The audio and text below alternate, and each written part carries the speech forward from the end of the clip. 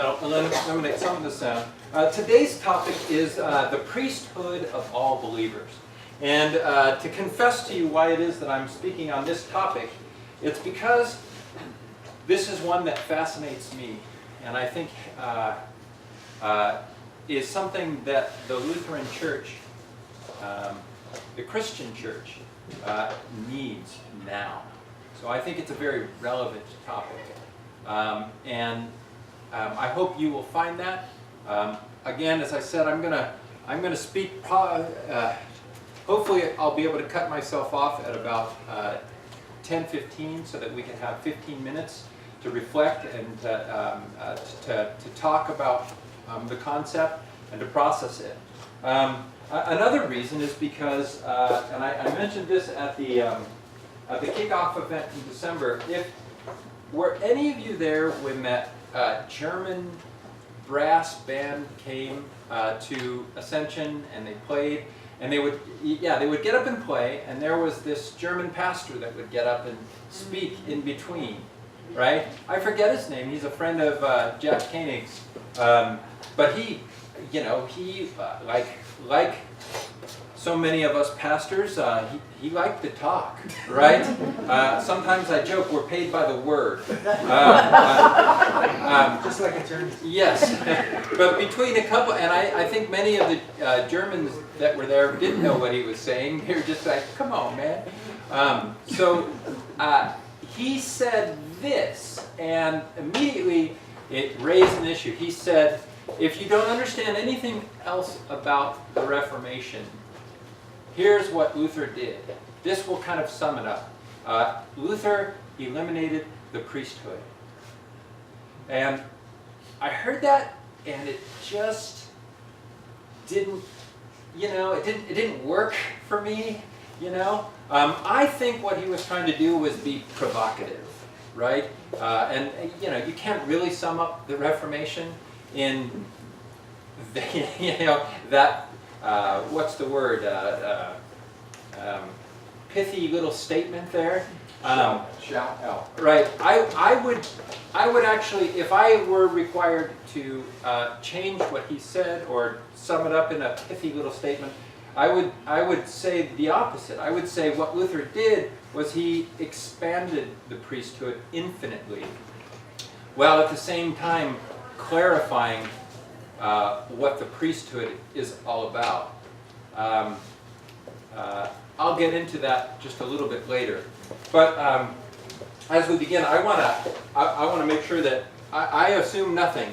Well, I probably assume stuff that I don't know, but I want to define even just this word priesthood, right? Because I don't assume it's used in so many different places in so many different ways that I want us to get on the same page. Now, I realize I probably won't have the perfect definition. But this is the dictionary definition.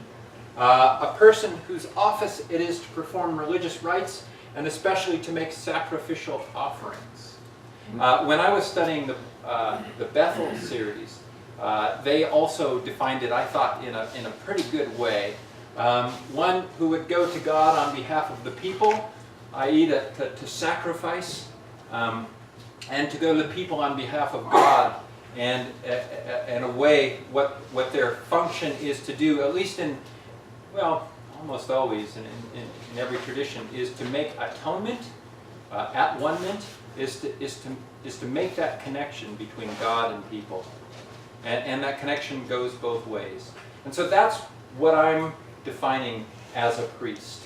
So when you hear the priesthood of all believers, think of somebody, and don't just think of an individual maybe, think of a whole group of people whose job it is to be the intercessor, to go between God and the people. Does that make sense? All right. We're on the same page so far? Yes? Could you expand on sacrificial offerings? Sacrificial offerings. It would be just the offering that you would make to propitiate, to satisfy God, so that the the brokenness between the two is mended. Right? So in the Judeo-Christian tradition, the brokenness is sin. Right? And so the priest brings this offering to re-mend, to satisfy God, to make the connection. And we might work through a little bit more. I want to try to get through all this information. So I also want you to picture this. Now, the Judeo-Christian tradition has this long history with the priesthood. And it's an incredibly important office in the Old Testament that gets rethought as a result of Jesus and his high priesthood in the New Testament. But try to go back to the Old Testament, right? And go back to the story of Exodus, where Moses takes the people of Israel out of captivity in Egypt and takes them through the wilderness on into the promised land. He gathers them, and this is part of the story in Exodus chapter 19. I'll go ahead and read it. But try to just, if you're a visual person, try to picture this in your mind. Moses is speaking to God and trying to bring his people together, trying to give them an identity. This is a real identity-giving verse. On the third new moon after the Israelites had gone out of the land of Egypt, on that very day they came into the wilderness of Sinai. They had journeyed from Rephidim, entered the wilderness of Sinai, and camped in the wilderness. Israel camped there in front of the mountain. The mountain is a reference to the holy mountain. Then Moses went up to God. The Lord called him from the mountain, saying, "Thus you shall say to the house of Jacob," that's all of Israel, "Thus you shall say to this nation, tell the Israelites, you have seen what I did to the Egyptians, and how I bore you on eagle's wings and brought you to myself. Now therefore, if you obey my voice and keep my covenant, you shall obey my treasure. You shall be my treasured possessions out of all of the people. Indeed, the whole earth is mine, but you shall be for me a priestly kingdom and a holy nation. These are the words that you shall speak to the Israelites." So that was God's commission to Moses. Go tell them that they're called to be a priestly people.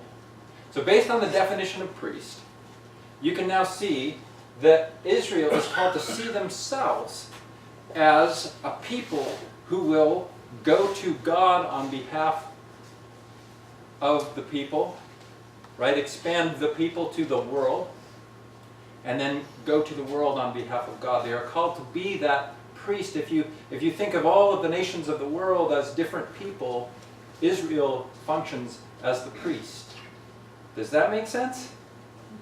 Okay, I'm getting less nods. Work with me, we'll go with you. This is a very, very important and seminal verse that will help us understand the New Testament understanding of priesthood, and then Luther's priesthood of all believers. It also, by the way, fits wonderfully well. This doesn't stick out as it fits right within the story of the Old Testament and what's called salvation history. To me, a very formative place in the whole Bible that talks about the call of Israel to be an important piece for the whole world is from Genesis chapter 12, verses 1 through 3. That's the place where God calls Abraham. Abraham was just wandering Aramean at the time, and God chose him, called him out, and blessed him, and said, "Abraham, I'm going to bless you and all of your descendants," which later became the nation of Israel. He didn't just say, "I'll bless you," though. There's an important function, so that you will be a blessing to all of the world. Right? So you can see that what God is trying to do is bless the whole world. And why not? Because it's God's beloved creation. right? That's the mission. And Israel is the one that's called to bring that blessing, to be the blessing into the world.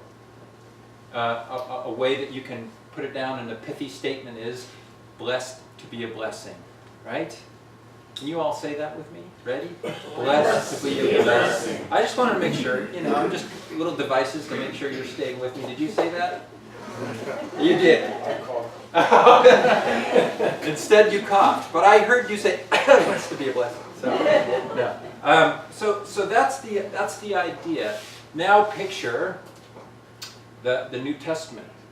This young church who doesn't have a lot of people, and is now Jesus has died and has been raised. They're in the world, and they're being instructed by the early leaders, and they're interpreting the Old Testament, and they're beginning to understand that these verses are very important verses, identity verses for the early church.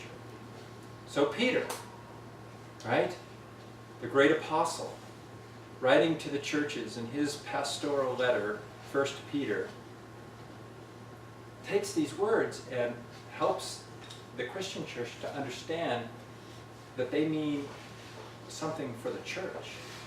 So this is from 1 Peter chapter 2. I want to make sure that